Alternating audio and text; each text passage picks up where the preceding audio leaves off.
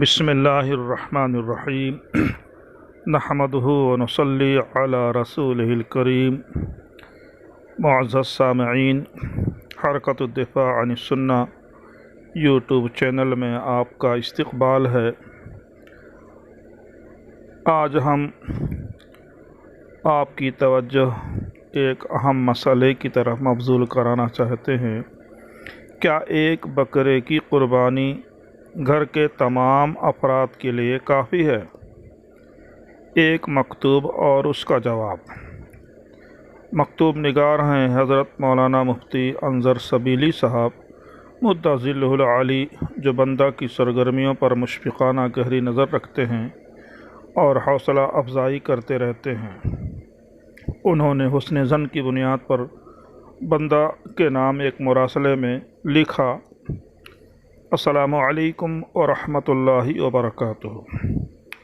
اس حدیث کا مختصر مدلل جواب مرحمت فرمائیں، ایک تراشا کی طرف اشارہ کرتے ہوئے، اور مزید لکھا کہ ہر بقرعید کے موقع پر غیر مقلدین اس کو بنیاد بنا کر فتنہ پھیلاتے ہیں۔ جواب من جانب حرکت الدفاع عن السنہ الہند، تحریر، تحقیق اور زبان: ابو رشید شکیل احمد خان قاسمی بستوی، مؤسس حرکت الدفاع عن السنہ الہند۔ مکرمی مولانا مفتی محمد انظر صاحب سبیلی مدّ ظلہ العالی، آپ نے جامع ترمذی کی جس حدیث کا ترجمہ بھیجا ہے، غیر مقلدین اسے اپنا مستدل سمجھتے ہیں۔ پہلے اس کا متن ملاحظہ فرمائیں۔ عطا بن یسار یقول سألت ابا ایوب الانصاری کیف کانت الضحایا علی عہد رسول اللہ صلی اللہ علیہ وسلم فقال کان الرجل یضحی بالشاة عنہ وعن اہل بیتہ فیاکلون ویطعمون۔ ھذا حدیث حسن صحیح۔ عطا بن یسار فرماتے ہیں کہ میں نے حضرت ابو ایوب انصاری رضی اللہ تعالی عنہ سے پوچھا کہ نبی کریم صلی اللہ علیہ وسلم کے دور میں قربانیاں کیسے ہوا کرتی تھیں۔ انہوں نے فرمایا کہ ایک آدمی ایک بکری اپنی اور سارے گھر والوں کی طرف سے قربان کرتا تھا، اور سب اس کو خود بھی کھاتے اور دوسروں کو بھی کھلاتے تھے۔ لیکن بعد میں لوگوں نے فخر و مباحات شروع کر دیا۔ اب جو صورتحال ہے وہ تم دیکھ رہے ہو۔ امام ترمذی کہتے ہیں کہ حدیث حسن صحیح ہے۔ غیر مقلدین کا طریقہ استدلال یہ ہے کہ رسول اللہ صلی اللہ علیہ وسلم کے عہد میں ایک صحابی نے بکری اپنے اور گھر والوں کی طرف سے قربان کی۔ اس سے ثابت ہوا کہ ایک بکری پورے گھر والوں کے لیے کافی ہے۔ مفتی صاحب، ان جاہل غیر مقلدوں سے پہلے آپ یہ دریافت کیجئے کہ کیا قربانی امت کے ہر فرد پر واجب ہے؟ اگر وہ کہیں کہ ہاں، تو یہ حدیث ان کے لیے دلیل بن سکتی ہے۔ اگر وہ کہیں کہ نہیں، صاحب استطاعت لوگوں پر قربانی واجب ہے، تو آپ ان سے ترمذی کی اس حدیث کا مطلب پوچھئے کہ صحابہ کرام جو چیز ان پر واجب نہیں ان کا تکلف کیوں کرتے تھے۔ دوسری بات یہ ہے کہ حدیث احناف کے موقف کے خلاف نہیں ہے، کیونکہ راوی حدیث حضرت ابو ایوب انصاری رضی اللہ تعالیٰ عنہ کے پیش نظر یہ تھا کہ گھر کے غیر مستطیع لوگ بھی ان کی قربانی کے ثواب میں شریک ہو جائیں، کیونکہ اگر ان کے گھر کے بعض افراد صاحب استطاعت ہوں تو ان کے لیے نبی علیہ السلام کا علیحدہ حکم موجود ہے: من کان لہ سعۃ ولم یضحی فلا یقربن مصلانا۔ راوی حدیث حضرت ابو ہریرہ، اور شیخ البانی نے صحیح الجامع کے اندر اس کی تخریج کی ہے 6490، اور یہ حدیث ابن ماجہ اور مسند امام احمد کے اندر بھی موجود ہے۔ یعنی جو شخص قربانی کی وسعت رکھتا ہو پھر بھی قربانی نہ کرے، وہ ہماری عیدگاہ کے قریب نہ آئے۔ رسول اللہ صلی اللہ علیہ وسلم کے ارشاد گرامی من کان لہ سعۃ کی وجہ سے حضرت ابو ایوب انصاری رضی اللہ تعالی عنہ کی حدیث میں اہل بیت میں سے مستطیع لوگوں کا استثناء ہو گیا، جس کی وجہ سے دونوں حدیثوں میں تطابق و توافق پیدا ہو گیا، ورنہ ترمذی کی حدیث میں اصحاب رسول کا عمل مذکور ہے اور درجہ بالا حدیث قولی ہے جو سند اور متن کے اعتبار سے صحیح ہے۔ قول رسول کو ترجیح حاصل ہوگی۔ صحابہ کا فعل کسی صحیح غیر منسوخ قول رسول کی موجودگی میں مرجوح ہوگا، ورنہ صحیح حدیث کا ترک لازم آئے گا۔ کیا غیر مقلدوں کے ہاں یہ جائز ہے؟ اس حدیث کا مقتضا یہ تھا کہ ہر صاحب وسعت پر قربانی واجب ہو، خواہ وہ مشترکہ فیملی کا ممبر ہو یا انفرادی زندگی گزارتا ہو۔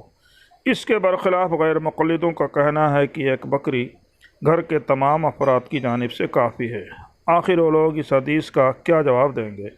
کیا اس حدیث کی من لا صلاۃ لمن لم یقرأ بفاتحۃ الکتاب کی من سے مختلف ہے، جس میں من کو ان لوگوں نے بشمول مقتدی تمام مصلیوں کے لیے عام مانا تھا؟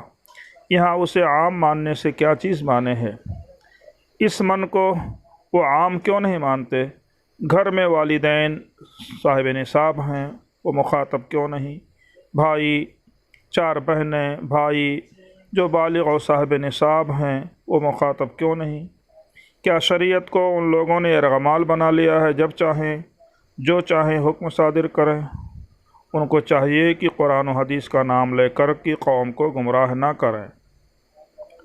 جن احادیث و آثار کی بنیاد پر وہ لوگ ایک جانور کا تمام گھر والوں کے لیے کافی ہونا سمجھتے ہیں، وہ منمانی تشریح ہے۔ پہلے وہ اپنے اندر صفت تفقہ پیدا کریں اور یہ بات اچھی طرح سمجھ لیں کہ اگر صدر خاندان قربانی کرتا ہے تو گھر کے غیر مستطیع افراد بھی قربانی کے جانور کی خدمت اور اپنے ولی کے ساتھ تعاون کی وجہ سے ماجور یعنی ثواب میں شریک ہوں گے۔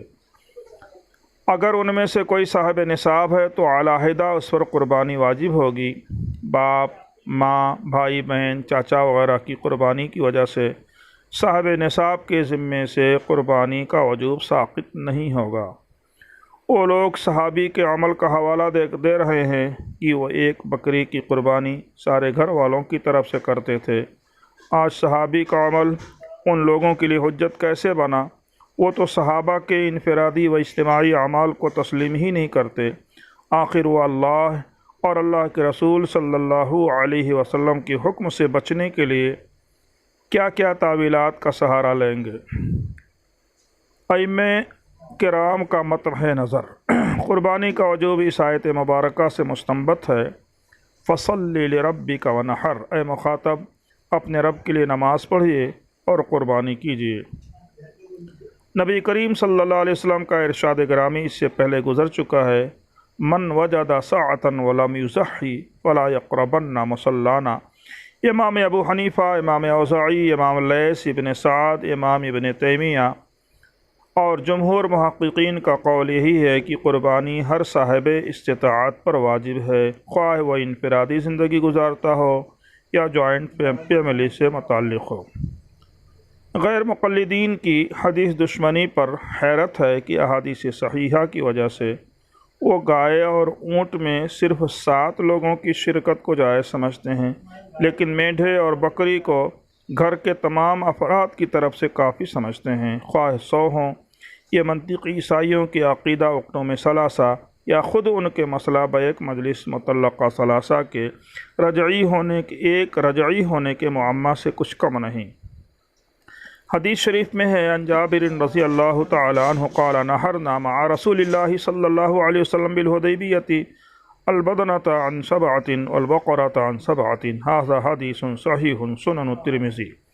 حضرت جابر رضی اللہ تعالی عنہ فرماتے ہیں کہ ہم لوگ رسول اللہ صلی اللہ علیہ وسلم کے ہمراہ 7 آدمیوں کی طرف سے 1 اونٹ اور 7 آدمیوں کی طرف سے 1 بقرہ ذبح کرتے تھے۔ یہ حدیث حسن صحیح ہے۔ امام ترمذی فرماتے ہیں کہ اس پر اہل علم اصحاب النبی وغیرہم کا عمل ہے۔ سفیان ثوری، عبداللہ ابن مبارک، امام شافعی، امام احمد وغیرہ کا یہی مسلک ہے۔ اس حدیث سے معلوم ہوا کہ ایک گائے 7 بکریوں کے مساوی ہے، لہٰذا اگر اس میں 7 سے زیادہ لوگ شریک ہوں گے تو کسی کی قربانی نہیں ہوگی۔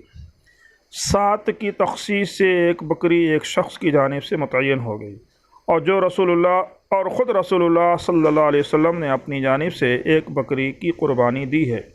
امت کا اس بات پر اجماع ہے کہ ایک بکری، گائے اور اونٹ کے 7ویں حصے کے مساوی ہے۔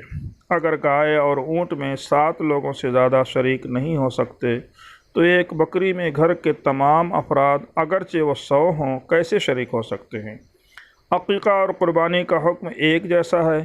لڑکے کی جانب سے 2 بکرے اور لڑکی کی جانب سے 1 کی تخصیص ہے۔ کیا غیر مقلدین گھر کے تمام بچوں کا عقیقہ ایک بکری میں کر سکتے ہیں؟ جن احادیث سے وہ پورے گھر والوں کی جانب سے قربانی کی ادائیگی پر استدلال کر رہے ہیں، ان میں صحیح ترین حدیث یہ ہے۔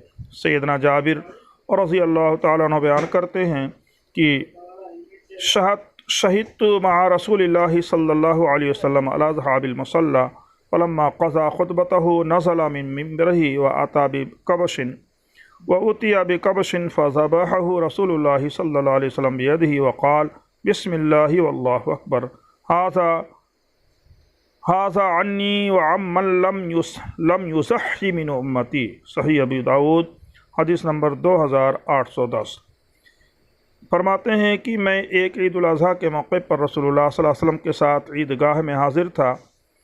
جب آپ صلی اللہ علیہ وسلم نے اپنا خطبہ مکمل کیا، ممبر سے اترے تو ایک میڈھا پیش کیا گیا۔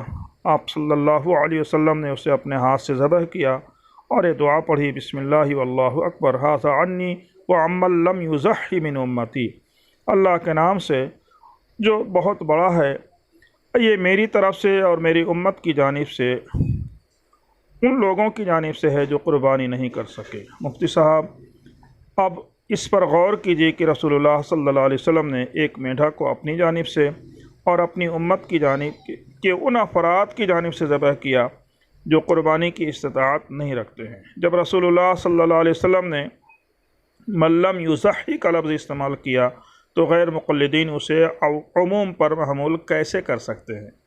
اسی مضمون کی دوسری حدیث میں 2 میڈھوں کا ذکر ہے اور اس میں وضاحت ہے کہ آپ نے ایک اپنی جانب سے اور دوسری اپنی امت کے ان لوگوں کی طرف سے قربانی کی جو قربانی کی استطاعت نہیں رکھتے ہیں۔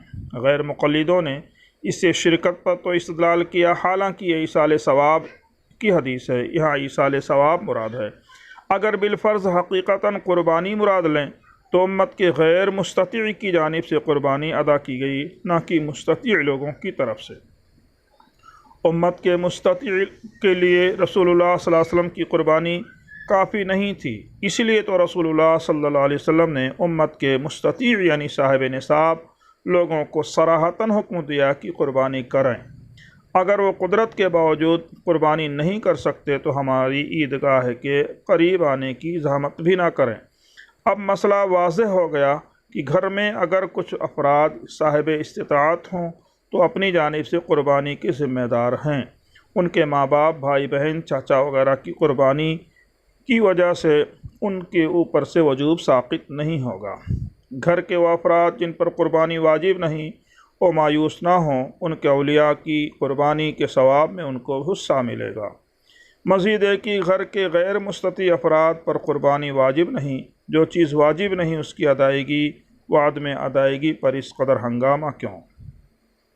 مفتی صاحب، آپ کے توسط سے میں تمام اہل سنت والجماعت کے مستطیع اور صاحب نصاب لوگوں سے درخواست کرتا ہوں کہ وہ قربانی کریں، غیر مقلدوں کے دھوکے میں نہ آئیں، کیونکہ وہ شیطان کے چیلے اور ایجنٹ ہیں۔ وہ امتیوں کی عبادت میں وسوسے ڈالتے رہتے ہیں تاکہ قربانی کے ایام میں اللہ کے بندے اللہ کا قرب حاصل کرنے سے محروم ہو جائیں۔ مفتی صاحب، آپ کو حیرت ہوگی کہ بے باک، مسلک پرست دشمنان اہل سنت والجماعت غیر مقلدین نے قرآن کریم کی آیت وَنَحْرِ میں تحریف اور تفسیر بھی رائے کرتے ہوئے نماز میں سینے پر ہاتھ باندھنے کا ترجمہ کیا ہے۔ وہ اس معنوی تحریف پر اس لیے مجبور ہوئے کہ سینے پر ہاتھ باندھنے والی حدیث انتہائی ضعیف تھی، انہیں اپنی اپنی غیر مقلد عوام کو مطمئن کرنا مشکل ہو رہا تھا۔ خیر، ان ہر امر کا صیغہ استعمال کیا گیا ہے جس میں قربانی کا حکم دیا گیا ہے۔ یہ عموم پر دال ہے، ہر صاحب ایمان مخاطب تھا، لیکن احادیث صحیحہ کی وجہ سے صاحب اختصاص کی تخصیص کر دی گئی۔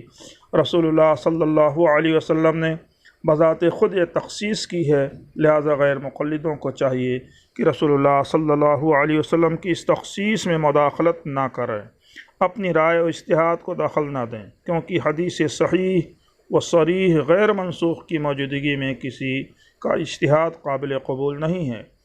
اگر وہ مصر ہیں کہ ان کی رائے صحیح ہے تو ان کو اپنا نام بدل کر کے منکر حدیث رکھنا چاہیے۔ امید ہے کہ غیر مقلدین کی شرارت سمجھ میں آ گئی ہوگی۔ مفتی صاحب دعوات صالحہ میں یاد رکھیے، آپ کا بھائی ابو رشید حدث۔